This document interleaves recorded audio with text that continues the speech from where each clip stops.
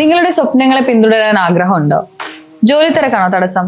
വിഷമിക്കേണ്ട, bass study centre നിങ്ങളൊപ്പം ഉണ്ട്. BA, BCom, BBA, BSW പോലുള്ള ഡിഗ്രി കോഴ്സുകൾ നിങ്ങൾക്ക് എവിടെ ഇരുന്നും എപ്പോൾ വേണമെങ്കിലും പഠിക്കാം. ഇനി പ്രായമാണോ നിങ്ങളുടെ തടസ്സം? അല്ല, ഏത് പ്രായക്കാർക്കും മനസ്സിലാക്കാൻ പറ്റുന്ന രീതിയിലുള്ള ഓൺലൈൻ ക്ലാസ്സുകളും സ്റ്റഡി മെറ്റീരിയലുകളും ഞങ്ങൾ ഒരുക്കിയിട്ടുണ്ട്. കൂടുതൽ അറിയാൻ വേണ്ടി താഴെ കാണുന്ന നമ്പറിൽ ബന്ധപ്പെടുക. നിങ്ങളുടെ സ്വപ്നങ്ങളെ യാഥാർത്ഥ്യമാക്കാൻ ബാസ് സ്റ്റഡി സെന്റർ കൂടെ. Hi everyone, Baas distance ഡിഗ്രിയുടെ മറ്റൊരു വീഡിയോയിലോട്ട് സ്വാഗതം. അപ്പം നമ്മൾ ഇന്നത്തെ വീഡിയോയിൽ ഡിസ്കസ് ചെയ്യാൻ പോകുന്നത് ക്വസ്റ്റ്യൻ പേപ്പർ ഡിസ്കഷൻ ആണ്. അപ്പോൾ സബ്ജക്റ്റ് വരുന്നത് നമുക്ക് കേരള ചരിത്രം, പ്രാചീന, മധ്യകാലം എന്ന് പറയുന്ന സബ്ജക്റ്റ് ആണ്. അപ്പോൾ ഈ ഒരു ക്വസ്റ്റ്യൻ പേപ്പർ നിങ്ങൾ അറ്റൻഡ് ചെയ്യുമ്പോൾ എന്തൊക്കെ കാര്യങ്ങളാണ് ശ്രദ്ധിക്കേണ്ടത്, അല്ലെങ്കിൽ ഏത് രൂപത്തിലാണ് നിങ്ങൾ എക്സാം അറ്റൻഡ് ചെയ്യേണ്ടത് എന്നുള്ള കാര്യങ്ങളാണ്. അപ്പോൾ ഡീറ്റെയിൽ വീഡിയോയിലോട്ട് പോവാം.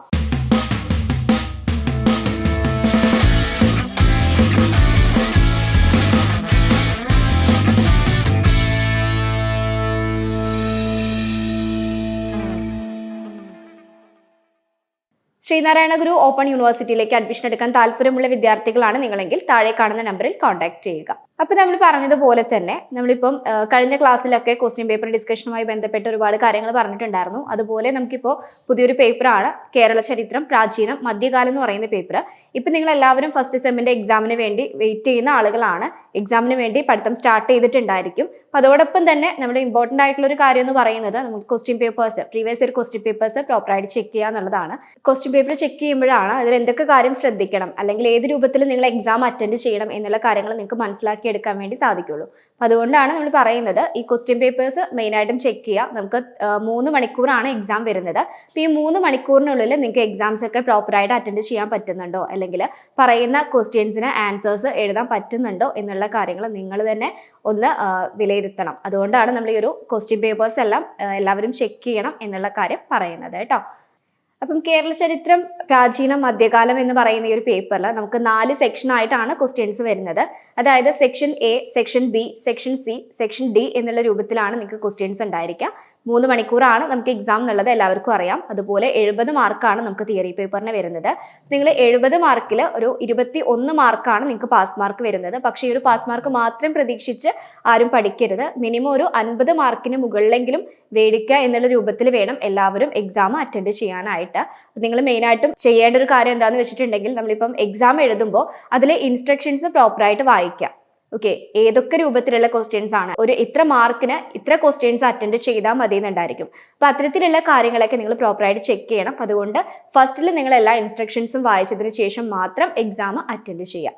ഓക്കെ, അപ്പോൾ സെക്ഷൻ എയിൽ നമുക്ക് 10 ക്വസ്റ്റ്യൻ ആണ് വരുന്നത്. 10 ക്വസ്റ്റ്യനിൽ നിങ്ങൾ ഏതെങ്കിലും 8 ക്വസ്റ്റ്യൻ മാത്രം അറ്റൻഡ് ചെയ്താൽ മതി. ഓരോ മാർക്ക് വീതമാണ് നമുക്ക് ഉണ്ടായിരിക്കുക. അത് 1 വേർഡ് ക്വസ്റ്റ്യൻ ആണ്. ഇപ്പോൾ 1 വേർഡ് ക്വസ്റ്റ്യൻ ആണെന്ന് കരുതിയിട്ട് ആരും സിമ്പിൾ ആക്കി വിടരുത്. കാരണം 1 വേർഡ് ക്വസ്റ്റ്യനിൽ നമുക്ക് പെട്ടെന്ന് മാർക്ക് സ്കോർ ചെയ്യാൻ പറ്റുന്ന രീതിയിലുള്ളൊരു ക്വസ്റ്റ്യൻസ് ആണ് വരുന്നത്. അപ്പം അതുകൊണ്ട് എല്ലാ പോർഷൻസും നിങ്ങൾ കവർ ചെയ്ത് പോയെങ്കിൽ മാത്രമേ നമുക്ക് ഈ ഒരു 1 വേർഡ് ക്വസ്റ്റ്യന് ആൻസർ എഴുതാൻ വേണ്ടി സാധിക്കുള്ളൂ. അപ്പോൾ അതുകൊണ്ട് ക്ലാസ്സുകളൊക്കെ പഠിക്കുന്ന സമയത്ത്, അല്ലെങ്കിൽ ടെക്സ്റ്റ് ബുക്കും കാര്യങ്ങളൊക്കെ നോക്കുന്ന സമയത്ത് അതിൻ്റെതായിട്ടുള്ള ഇമ്പോർട്ടൻസോട് കൂടി തന്നെ എല്ലാ കാര്യങ്ങളും പ്രോപ്പറായിട്ട് ചെക്ക് ചെയ്യുക. അതുപോലെ നമുക്ക് ഏകദേശം വരുന്ന കാര്യങ്ങൾ നിങ്ങൾ പഠിക്കുമ്പോൾ തന്നെ നിങ്ങൾക്ക് മനസ്സിലാവും ഇന്ന ക്വസ്റ്റ്യൻ ഇന്ന മാർക്ക് ഉണ്ടായിരിക്കും, അല്ലെങ്കിൽ അത് ഇമ്പോർട്ടൻ്റ് ആയിട്ടുള്ള കാര്യമാണെന്നുള്ളത് നിങ്ങൾക്ക് തന്നെ മനസ്സിലാക്കാൻ വേണ്ടി സാധിക്കും. അപ്പോൾ അത് അത്തരത്തിലുള്ള കാര്യങ്ങളൊക്കെ നോട്ട് ചെയ്ത് വെക്കുക. എക്സാമിന് എഴുതുമ്പോൾ നമുക്കത് ഉപകരിക്കപ്പെടും. 1 വേർഡ് ക്വസ്റ്റ്യൻ ആണെന്ന് കരുതിയിട്ട് ആരും സിമ്പിൾ ആക്കരുത്.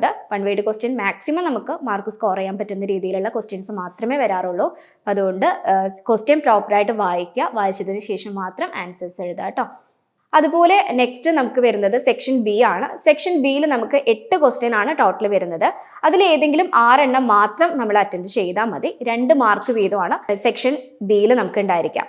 അപ്പം 2 മാർക്കാണല്ലോ എന്ന് കരുതിയിട്ട് അത് നമുക്ക് അത്യാവശ്യം എഴുതിയെങ്കിൽ മാത്രമേ നമുക്ക് ആ ഒരു 2 മാർക്ക് കിട്ടത്തുള്ളൂ. അപ്പോൾ ഇമ്പോർട്ടൻ്റ് ആയിട്ടുള്ള കാര്യങ്ങളൊക്കെ നിങ്ങൾ എഴുതുമ്പോൾ അത് ജസ്റ്റ് ഒന്ന് അണ്ടർലൈൻ ചെയ്യുക. കാരണം പെന്ന് വെച്ചോ അല്ലെങ്കിൽ പെൻസിൽ വെച്ചോ നിങ്ങൾ അണ്ടർലൈൻ ചെയ്ത് കഴിഞ്ഞാൽ നമുക്ക് ഈസി ആയിട്ട് ആ ഒരു 2 മാർക്ക് മേടിക്കാൻ വേണ്ടി സാധിക്കും. അതുപോലെ തന്നെ നെക്സ്റ്റ് നമുക്ക് വരുന്നത് സെക്ഷൻ C ആണ്. സെക്ഷൻ Cയിൽ നമുക്ക് 8 ക്വസ്റ്റ്യൻ ആണ് ടോട്ടൽ വരുന്നത്. അതിൽ ഏതെങ്കിലും 6 എണ്ണം മാത്രം നിങ്ങൾ അറ്റൻഡ് ചെയ്താൽ മതി. പക്ഷെ നമുക്കിതിന് 5 മാർക്കാണ് വരുന്നത്. അപ്പോൾ 5 മാർക്ക് എന്ന് പറയുമ്പോൾ അത്യാവശ്യം നമ്മൾ ഡീറ്റെയിൽ ആയിട്ട് തന്നെ കാര്യങ്ങളൊക്കെ എഴുതണം. എങ്കിൽ മാത്രമേ നമുക്ക് 5 മാർക്ക് കിട്ടത്തുള്ളൂ.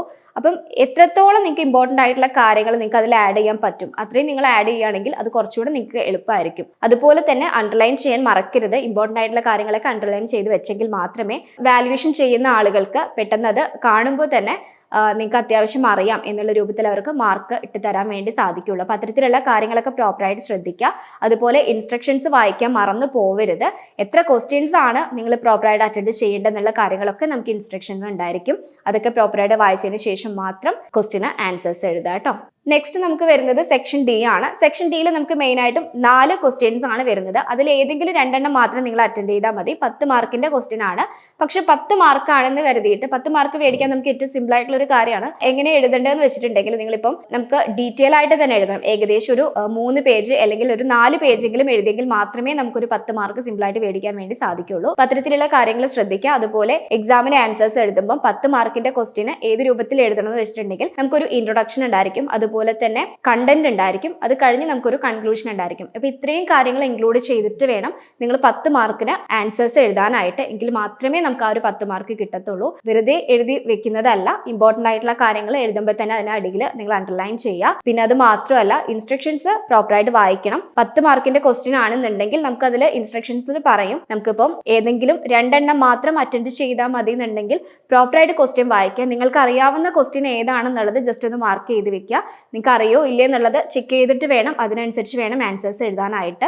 എഴുതി കഴിഞ്ഞിട്ട് നമ്മൾ വെട്ടുവാണെങ്കിൽ അല്ലെങ്കിൽ അത്രയും ടൈം നമുക്ക് വേസ്റ്റ് ആവുകയാണ് ചെയ്യുന്നത്. അപ്പം എല്ലാ ക്വസ്റ്റ്യൻസ് ചെക്ക് ചെയ്യുമ്പോഴും നിങ്ങൾക്ക് അറിയാവുന്ന ക്വസ്റ്റ്യൻ ആണെങ്കിൽ ജസ്റ്റ് അതൊന്ന് മാർക്ക് ചെയ്ത് വെക്കുക. പക്ഷെ ക്വസ്റ്റ്യൻ പേപ്പറിൽ ആരും മാർക്ക് ചെയ്യരുത് എന്നുള്ളത് പ്രത്യേകം പറയുന്ന ഒരു കാര്യമാണ്. പക്ഷെ അതിൽ ചെറുതായിട്ട് മാർക്ക് ചെയ്യുന്നതിന് പ്രശ്നമില്ല കേട്ടോ. നിങ്ങൾക്ക് പെട്ടെന്ന് മനസ്സിലാക്കാനും അതുപോലെ നിങ്ങളുടെ ടൈം വേസ്റ്റ് ചെയ്യാത്ത രൂപത്തിലും നിങ്ങൾക്ക് എക്സാം എഴുതി കംപ്ലീറ്റ് ചെയ്യാനും പറ്റുന്നതാണ്. അപ്പൊ അതുകൊണ്ട് തന്നെ അത്തരത്തിലുള്ള കാര്യങ്ങളൊക്കെ ശ്രദ്ധിക്കുക. നിങ്ങളുടേതായിട്ടുള്ള ടിപ്പും കാര്യങ്ങളൊക്കെ യൂസ് ചെയ്യാം. എക്സാമിന് നമുക്ക് പാസ് ആവണം എന്നുള്ള രൂപത്തിൽ തന്നെ എല്ലാവരും പഠിക്കുന്നതോടൊപ്പം തന്നെ അത്രയും ഇമ്പോർട്ടൻസ് കൊടുത്തിട്ട് വേണം നിങ്ങൾ എക്സാമിന് പഠിക്കാനായിട്ട്. അപ്പൊ നമുക്ക് എക്സാം ഒക്കെ ഇനി വരാനിരിക്കുവാണ്. അപ്പൊ എല്ലാവരും നല്ല മാർക്കോട് കൂടി തന്നെ പാസ് ആവണം. 70 മാർക്കാണ് നമുക്ക് ടോട്ടൽ വരുന്നത് എല്ലാവർക്കും അറിയാം തിയറി പേപ്പറിന്. അപ്പം തിയറി പേപ്പറിൽ 21 മാർക്ക് മാത്രം പ്രതീക്ഷിച്ച് ആരും പഠിക്കാൻ നിൽക്കരുത്. അതിലും കൂടുതൽ മാർക്ക് മേടിക്കാം. അപ്പോൾ ഈ ഒരു വീഡിയോയുമായി ബന്ധപ്പെട്ട് അല്ലെങ്കിൽ ഈ ഒരു ക്വസ്റ്റ്യൻ പേപ്പർ ഡിസ്കഷനുമായി ബന്ധപ്പെട്ട് എന്തെങ്കിലും ഡൗട്ട്സോ കാര്യങ്ങളോ നിങ്ങൾക്ക് ഉണ്ടെങ്കിൽ താഴെ കമന്റ് ചെയ്യാവുന്നതാണ്. അപ്പം ഇതുപോലുള്ള മറ്റൊരു യൂസ്ഫുൾ വീഡിയോയുമായി വീണ്ടും കാണാം. Thank you.